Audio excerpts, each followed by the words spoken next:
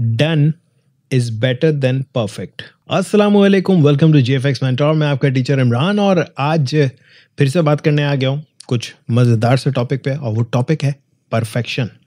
अब ये परफेक्शन क्या है मैं आपको बता दूं, ये एक बीमारी है, बहुत बड़ी बीमारी है बॉस, बहुत बड़ी बीमारी है। नाउ बीमारी क्यों कह रहा हूँ उसको, बिकॉज यार देखो हम कई मर्तबा कुछ प्लान करते हैं। मिसाल के तौर पे कोई इवेंट प्लान कर रहे हैं और हम चाह रहे हैं कि हर चीज़ परफेक्ट हो। यूँ कह लो कि आपके घर में शादी है और आप, ज़ाहिर है हर एक की कोशिश होती है कि वो बिल्कुल परफेक्ट हो। आपको नहीं लगता कई सारे मेहमान जो हैं किसी ना किसी चीज़ की बुराई करके जाते ही है। आपकी नज़र में बिल्कुल परफेक्ट बना है, खाना भी बड़ा बेहतरीन बना है, सब कुछ है, लेकिन कोई ना कोई शख्स निकल के आता है जो कहता है कि नहीं यार आज बिरयानी इतनी अच्छी नहीं थी, या कौरमा या कढ़ाई अच्छी नहीं थी, या वॉटेवर जो भी खाना था।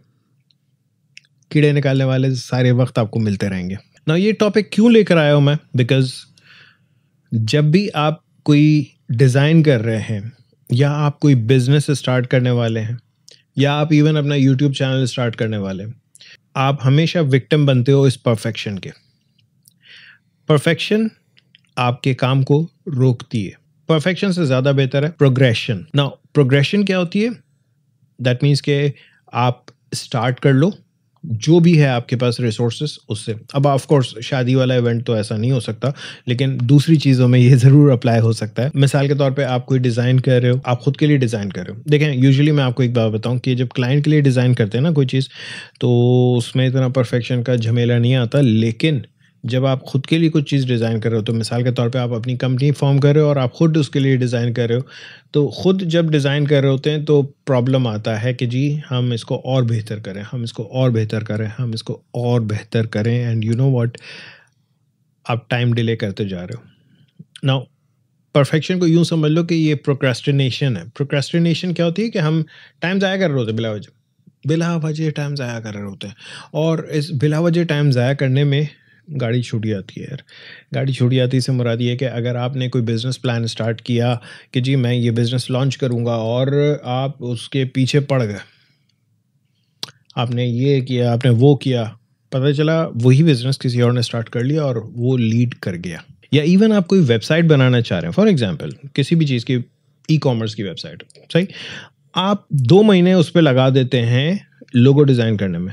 इससे ज़्यादा बेहतर ये नहीं है कि यार सिंपल सा कुछ भी बना करके स्टार्ट तो ले लो, सेल तो शुरू कर दो, बट वर्किंग वेबसाइट हो। ऐसा ना हो कि वो वर्क ही ना कर रही हो, वर्किंग वेबसाइट हो और उसको स्टार्ट ले लो, और स्टार्ट करने के बाद आप उसको अपग्रेड करते रहो यार।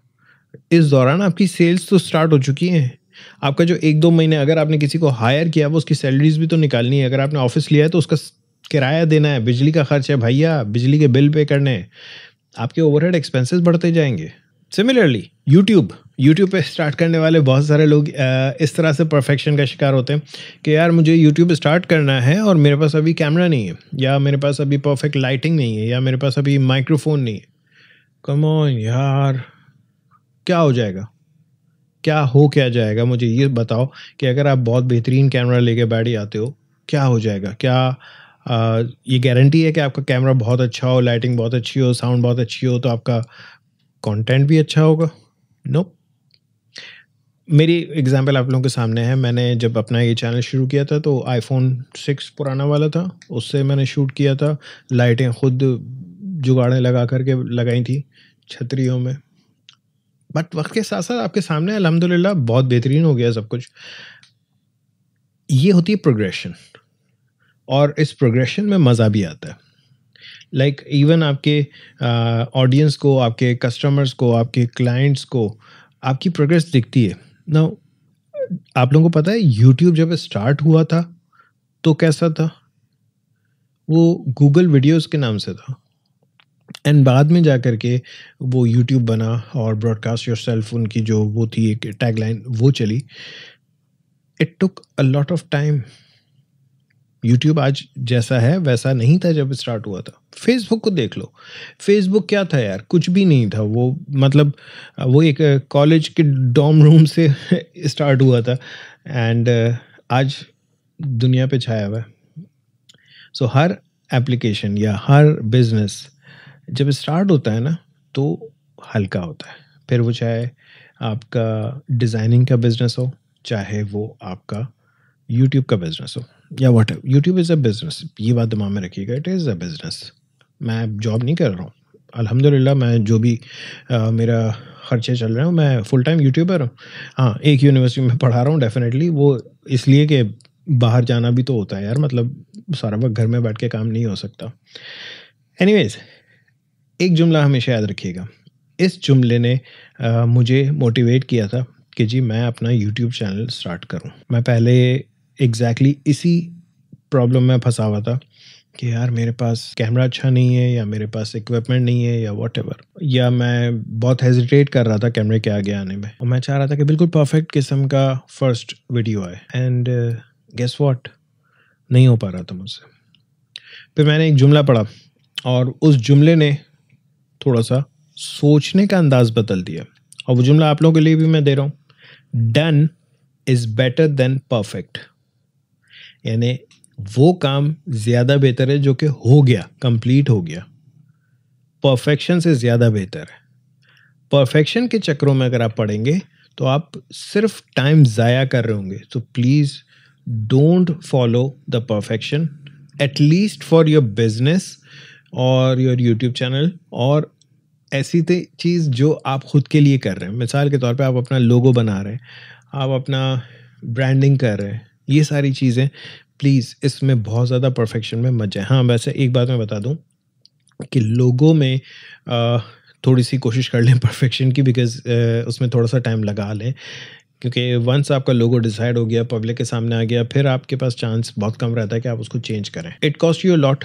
बड़ी कंपनीज़ को तो बहुत ज़्यादा कॉस्ट करता है, बिकॉज़ उनकी हर चीज़ पे जो ब्रांडिंग हो गई वो फिर से चेंज होगी। That is a big task. वो बहुत ज़्यादा भारी पड़ जाता है, स्पेशली बड़ी कंपनीज़ के लिए। कीप थिंग्स सिंपल यार, लाइफ सिंपल है, उसको सिंपली जियो, इतना ज़्यादा कॉम्प्लेक्स ना करो। So don't follow perfection.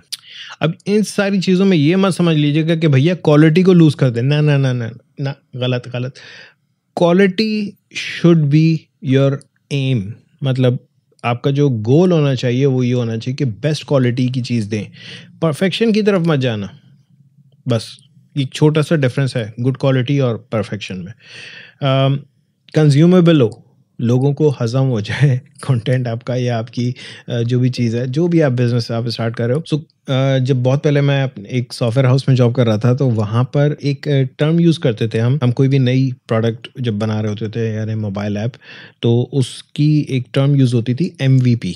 MVP क्या है? Minimum viable product. ऐसी प्रोडक्ट जो कि चल रही हो, फंक्शनल हो।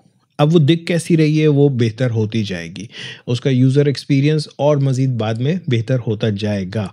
सो ये चीज़ याद रखिए कि ये डाउन द रोड जब आप चलते जाते हैं ना आगे, तो चीज़ें बेहतर होती रहती हैं। इसीलिए आपके जितने भी सॉफ्टवेयर हैं उनके नए वर्जन्स आते रहते हैं। सो वो कांस्टेंट प्रोग्रेशन में है। लाइक एडोबी फोटोशॉप वगैरह को आप देख लो, आज से 20 साल पहले वो बिल्कुल डिफरेंट था, आज बिल्कुल डिफरेंट है।